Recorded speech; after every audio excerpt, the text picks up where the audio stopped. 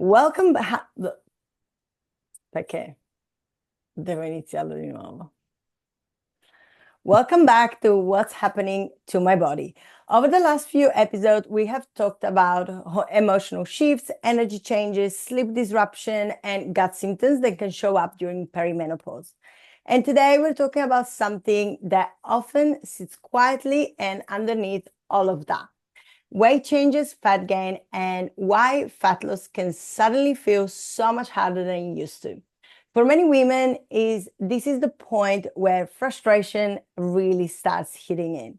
You might be doing the same thing as usual, things that you've always done, eating well, exercising regularly, yet your body is responding so differently. And I want to say this up front. This is not failure of your willpower, discipline, or effort. There are some physiological reasons why this feels harder, and understanding those changes, it's really important on how you can approach your body moving forward. Yeah, and this is such an important conversation to have because weight changes during perimenopause can really impact how women feel about themselves, not just physically, but emotionally and mentally. So often we see women blaming themselves or jumping straight into restriction because that's what they've always been taught to do. But that approach often makes things worse in this phase and not better.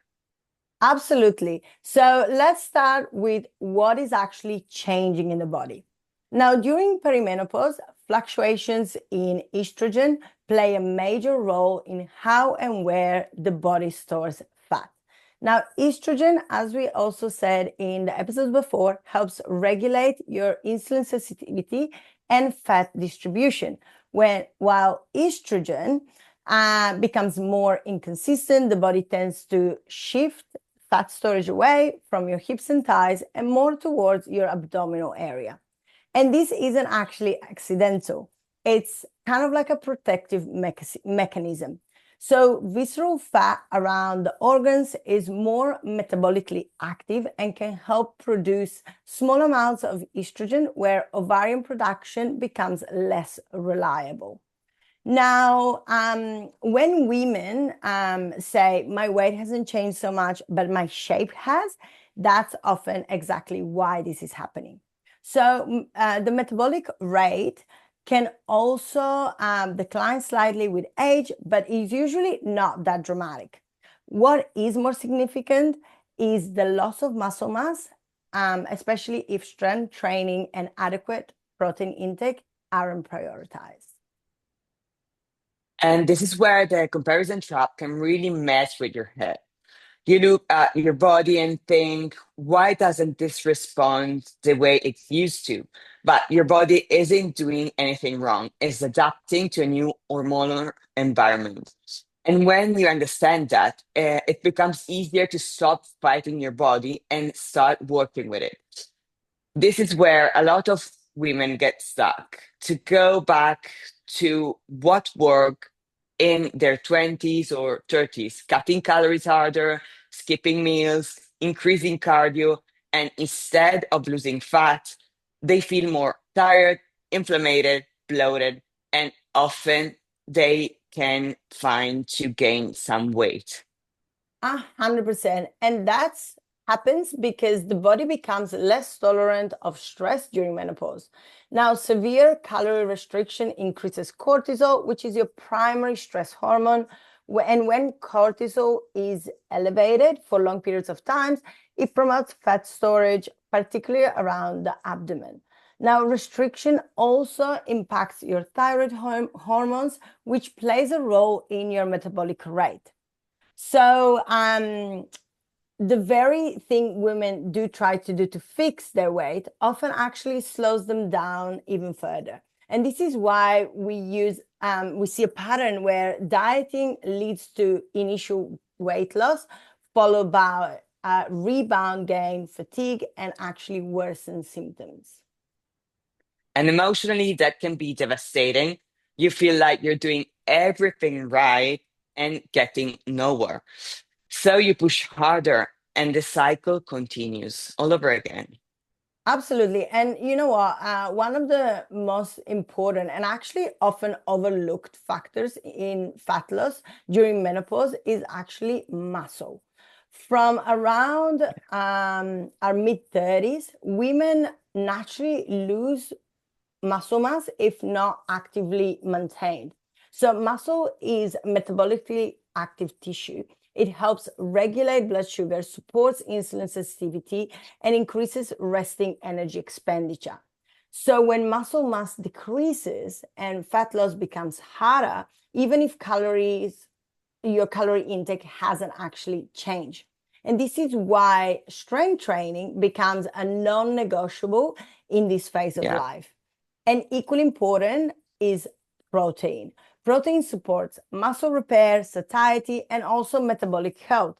And many women we see are simply not eating enough protein to maintain muscle, especially if they are under eating in the overall. Yeah, and recovery matters just as much as the training itself. So many women think the answer is more workouts, but without proper recovery, sleep, fewer rest days, the body stays in a stress state. And a stressed body is not a fat loss friendly body. Another piece that often gets missed is inflammation. And chronic stress, poor sleep, gut dysfunction, and underfueling can all increase systemic inflammation. And inflammation makes fat loss harder. Yeah, and inflammation also affects insulin sensitivity, fluid retention, and also appetite regulation. And it can also mask fat loss on the scale because of the increase of water retention in the body. And this is why some women feel like puffy or inflamed rather than just heavier per se. So when the body feels under threat, it prioritizes survival and not fat loss. So if your system is overwhelmed, weight loss becomes a lower priority biologically. Yeah, and this is where compassion really matters. Your body isn't resisting change to be difficult, it's just responding to stress. Yeah, absolutely. And let's also talk a little bit more about restriction directly. In perimenopause, restriction often backfires because it compounds stress, which means less food, more exercise, poor sleeps. These are all signals of scarcity to the body. And the body responds by conserving energy, increasing hunger hormones, and also holding on to fat. And this is especially true for women with history of dieting or disorder eating as well. The nervous system remembers that patterns and keeps going. Yeah, and restriction also disconnects women from their body. You stop listening to hunger, fatigue, or recovery needs. And that disconnection makes it harder to create sustainable change. This phase of life doesn't respond to punishment. Yes, absolutely. And the most important shift during perimenopause is moving from punishment to support. This means prioritizing strength training, protein, recovery, sleep, gut health, and stress regulation. It means aiming for consistency instead of going for extremes. Fat loss obviously can still happen, but it almost always comes as a side effect of being or having better health, not because of aggressive dieting. And this can feel like a big mindset shift, especially if you've spent years believing your body only changes when you control it. But control is not the same as care. This phase asks for respect, patience, and a different kind of discipline. One, one rooted in listening and not forcing.